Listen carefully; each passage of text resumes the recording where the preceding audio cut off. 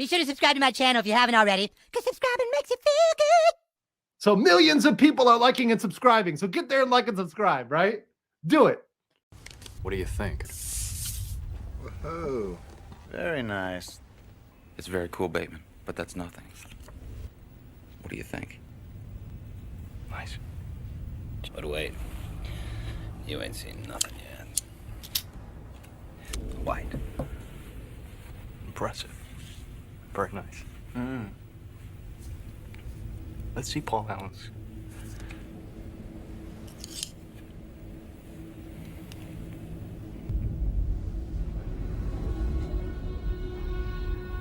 Oh my God. Something wrong? Patrick? You're sweating. Negative, cancel it. And what should I say? Just say no. We have to talk about something, Ty. Uh-oh. Are you having any alcoholic beverages tonight? No. Okay, so no trusty Jack Daniels tonight. We'll talk about that. Is there a reason? Yes, there is. Is this the reason, Ty? Is this the reason that there's no Jack Daniels tonight? Yep. Jack Daniels accomplished what you in the 4 years we've been good friends have failed to accomplish. I am done with them. Now you and your chat can chortle and leave me to drinking the likes of Old Charter or Wild Turkey, or you can make me a recommendation of an inexpensive but good bourbon, and I'll probably take it. But yeah, I'm done with Jack Daniels.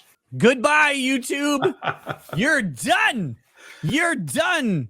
Now we can stop saying trans and we can start saying tranny. Yeah. Well, I gotta tip a hat to the comment in this, and there's nothing wrong with Bud Light that couldn't be solved by pouring it back into the horse for a while. First of all, it's not like you don't catch a bunch of shit for drinking Bud Light anyway. Because I used to drink Bud. I like Bud. I did like Bud Light. I mean, you used to be a woman. Yeah. So and you catch shit for drinking Jack Daniels, and now they're going to do this. I'm like, you know what? I'm done with you guys. I don't get it. This is an unpopular thing. Now, well, you see, they didn't think it was going to get caught. See, here's the thing. This Jack Ty, Daniels have you seen thing, the cans for Bud Light? Have you seen the Bud Light trans cans? They're not selling the can. That was a short-term thing, supposedly. And I saw somebody tweet out, said, internally leaking that, management is furious that this got out. Well, here's the thing. Okay, so now that doesn't make you look any better, Anheuser-Busch. If you want to not look like a faggot company, don't do this. Don't do this. Yeah. Don't ever do this. This is wrong. I don't like see that. This is cancer for my eyeballs. I'm getting glaucoma right now. Like, don't do this. Let's talk about Bud Light real quick. Because, and I'm probably going to be the only one to say this, but guess who was to blame? Just guess in the chat.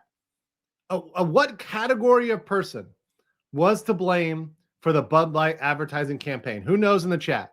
What category of person? White women.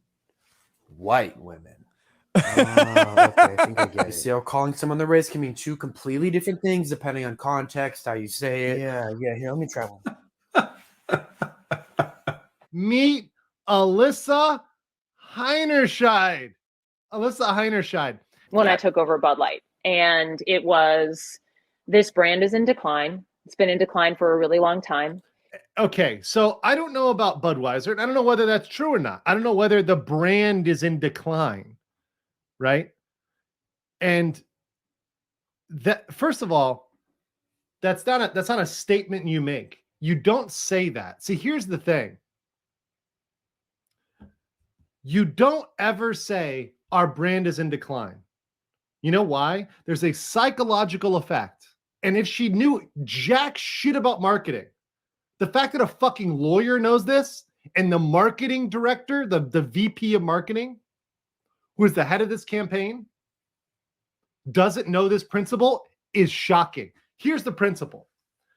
When you say everybody's doing it, everybody's loving it, people are joining en masse, people are coming, like millions of people are doing this. When you say that, psychologically, it triggers our little monkey hamster brains to go do it. So millions of people are liking and subscribing. So get there and like and subscribe, right? Do it. But when you say, oh, it's dying, well, who wants to be part of a dying brand? You don't say that. You never acknowledge that. Super clear mandate. It's like we need to evolve and elevate this incredibly iconic brand. And what I brought to that was a belief in, okay, what does evolve and elevate mean? It means inclusivity. It means shifting the tone. Okay, look at her okay, guys, look at these eyes. Let me show you these eyes here. These eyes, I know my cursor is glitching out here, but these eyes, these are what you call crazy eyes in the business, right? These are crazy eyes.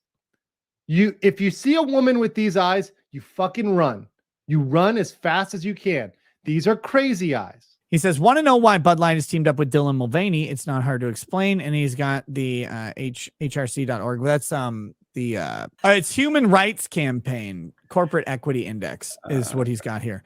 So carrot and stick, 3 distinct efforts of outreach or engagement to broader LGBT community, criteria for responsible citizenship. Yeah. If the HRC came to Anheuser-Busch and told them to celebrate Dylan and they said no, that would be failing responsible citizenship and points to be deducted. You're drawing Occam's razor. And a bunch of woke tards in their marketing department. But what they're doesn't require.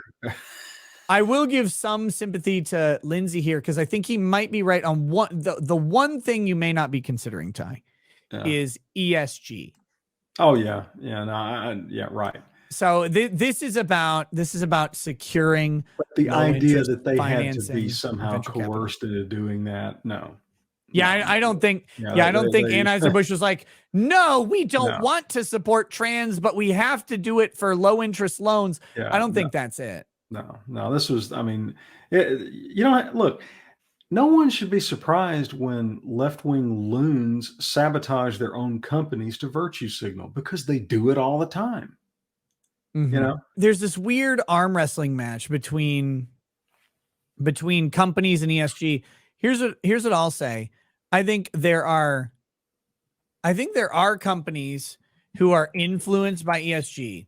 I don't think most big, sufficiently large companies like Anheuser-Busch are actually influenced against their will by ESG. No. They have all of these people, all of the components already in their departments waiting for this to happen. And when ESG comes along and says, you need to be this, they're like, the bat signal is activated and they dye their hair and they immediately come out of the woodwork with their unshaved pubic areas or whatever. And they suddenly, like, they're all the voices in support of this. I think it's a combo deal. I think ESG hits, and I think the corporate culture that's been fostered in large corporations hits at the same time. How about this? Life is good. Have a Bud Light. This will sell some fucking beer. Sexy women are going to work across all time and races and cultures. As a person who is abroad, I can say this. Sexy women, in the way that that people find them attractive, is always going to sell. Always going to sell.